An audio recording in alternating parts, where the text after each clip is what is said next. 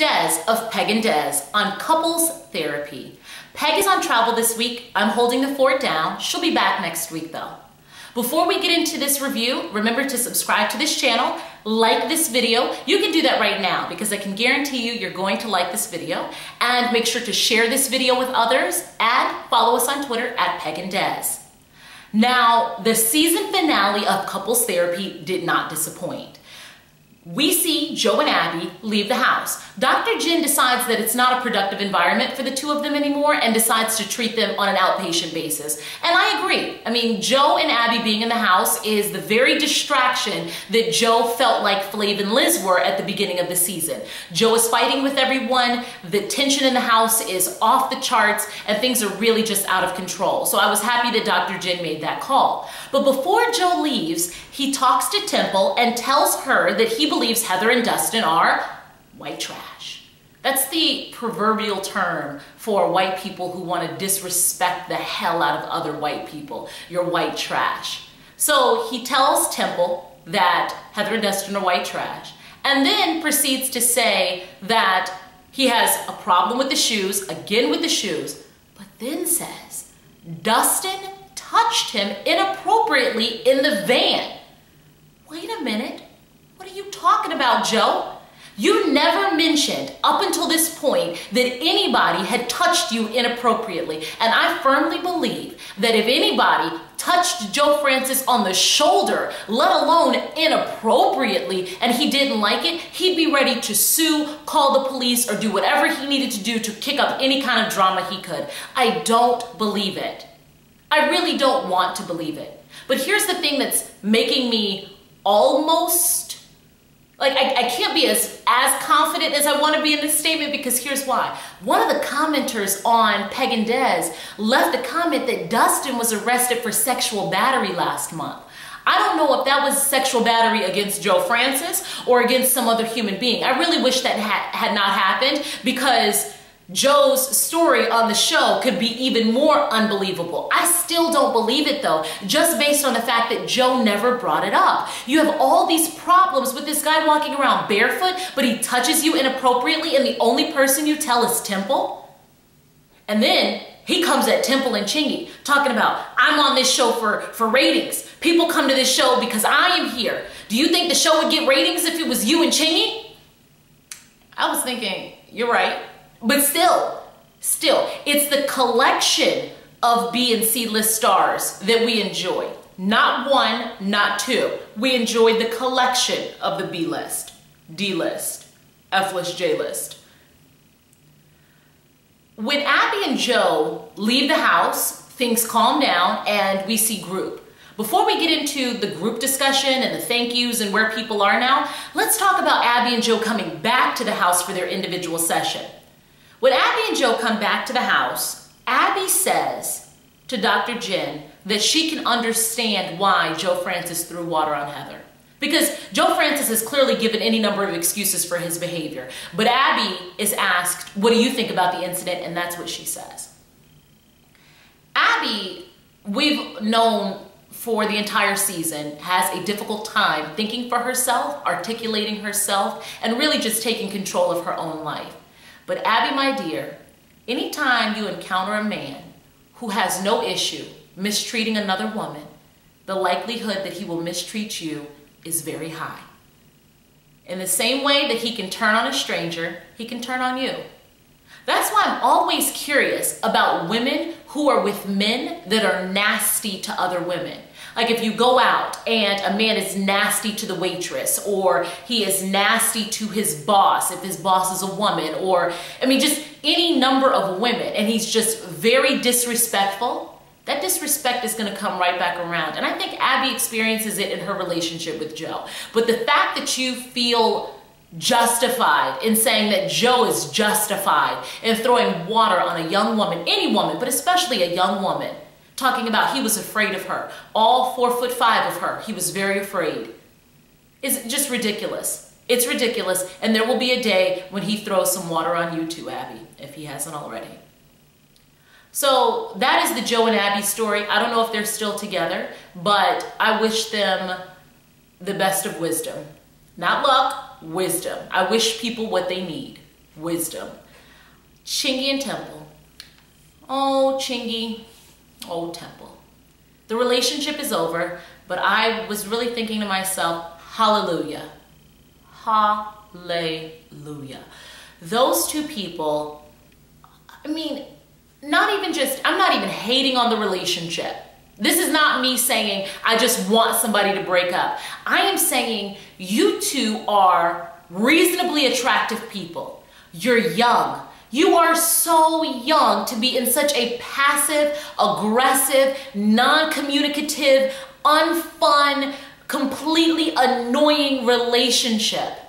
You're too young. Go get happy. And I'm so happy they decided to go get happy away from each other. All of the biting and the bickering, they really reminded me, and it just dawned on me in watching the finale, they really reminded me of a couple that had been together for like 50, 60 years and had regretted their decision but just hung in there and just kept fighting through the fight. There's no need for that, guys. Life gets better. You both realized it. I'm glad you decided to move on. And I'm really glad that Dr. Jenn helped them facilitate a respectful breakup. Dr. Jenn, I just want you to know that the next time someone decides to discard me and toss me to the curb, my hope is that they will call you first so that we can facilitate that kind of conversation. That kind of conversation could not have been sexier. Dr. Jenn sat them both down. Temple was crying and she was upset, but there was still respect. There was still admiration. People were still talking to each other like human beings. No things were being thrown. No bags were being tossed out of the window. Nobody was cursing each other's mothers. It was a respectful release of the relationship. We didn't work out. I honored what we had. I want to continue being friends. For the time being, we need some time apart, but we may be able to come together in a platonic fashion a few months or years from now. I loved it. I loved it. I loved it. So, Chingy and Temple, I wish you all the best. Let's talk about Heather. When Janine, the body language expert, came to the show and talked about Heather's contempt for Dustin, I understood what she meant by the word contempt, but I didn't realize how that word was manifesting itself in Heather. As I was looking at Heather in that finale, I realized what it is. Heather believes deep in her heart that she can do better than Dustin. She believes that. But she is afraid that if she lets him go, that she may not be able to do better. That's my hypothesis, and I'm sticking to it. And the reason why I feel that way is because even when Dustin talked about his love for her and the bracelet that he was giving her, Heather had like a firm smile, but it wasn't a genuine smile. She's had moments where she has smiled from her heart. In her relationship with Dustin, it's almost like an obligatory, I'm making the best that I can, I'll grit through this, he needs me, I'll rescue him, this will get better. But I think that that girl knows she can do better. And Heather, my dear, I wish you all the fortitude in the world to go out and get better. Get better.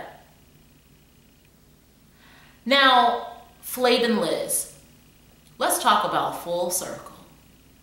Let's talk about full circle. Who knew that couples therapy was all Flav needed to get himself in order? Not only was Flav the elder statesman last episode, this episode, he is Don Juan, he is in touch, he is engaged, he is acknowledging Liz's feelings. I was like, who is this man? If it weren't for the nappy braids and clothes, I wouldn't recognize you, Flav. You have really come into your own on this show. People say all the time that folks don't change. And now here's the thing.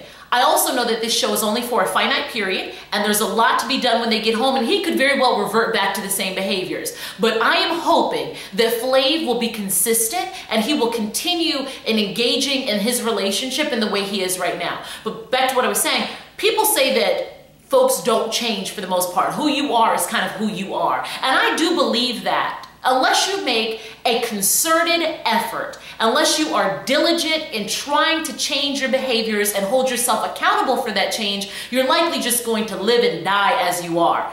But Flav put in the work, and he is now connecting with Liz in a special way. And I was very happy to see it. But hold on. Did you notice when Flav said to Liz, I didn't recognize the issues that you were dealing with, and I'm going to be more sensitive to those? Heron? I mean, I know it's a season finale. Just saying. Catelynn and Tyler. They decided to call off the wedding because they're a little young. I get it. My question, though, is, are they going to be together when they get home? Because even though you called off the wedding at couples therapy, does that mean that when you get back to the house, you guys will continue being in a relationship? Because the whole idea of being too young was that they needed to explore and live life. Maybe explore and live life means educational, career pursuits, life experiences, but I was also under the impression from Tyler that it meant relationships, exploring other people, getting to meet other folks and engaging in the world. So I'll be interested to see if they stay together. But by far, the two of them demonstrated the greatest level of maturity on that show in spite of being the youngest on that show. They did. They did themselves, and they did people of their generation a great service by behaving on that show in the way that they did. Tyler is a very mature young man, and Catelynn handled her split or her marriage being canceled, her wedding being canceled, in a spectacular fashion. She handled it far better than a lot of people would handle it. So it's great for the two of them. I wish them much exploration and joy in life. And Dr. Jenn, I wish that you could come and live with me for a few days. I got some mess around here that needs to be cleaned up. A lot of issues, a lot of problems. That's what I wish for you, Dr. Jenn. This was a great season. I enjoyed it. I'm looking forward to next season. And that's it. That's it for couples therapy. Remember to subscribe to this channel, like this video, watch our other videos, and follow us on Twitter at Peg and Des. Goodbye.